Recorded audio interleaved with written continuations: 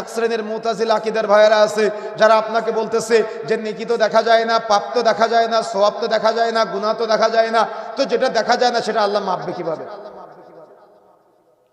কথা বুঝেন নাই? কথা কি বুঝতে পেরেছেন?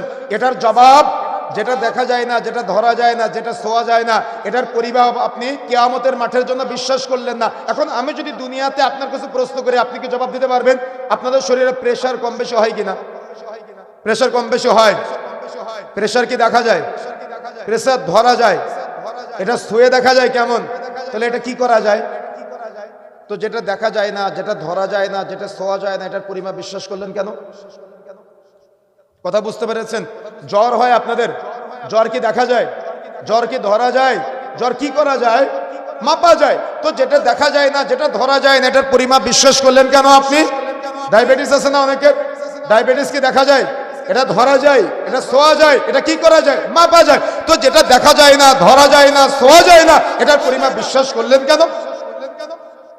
আল্লাহ কেন্দ্রিক এমন বহু প্রশ্ন আছে যে প্রশ্নগুলো যদি আমি আপনার কাছে ছুড়ে দেই, আপনি উত্তর দিতে পারবেন না, বা আপনার কাছে যদি কেউ দেয় তাহলে আপনি বুঝতে পারবেন না যে বিষয়টা কিসে কি।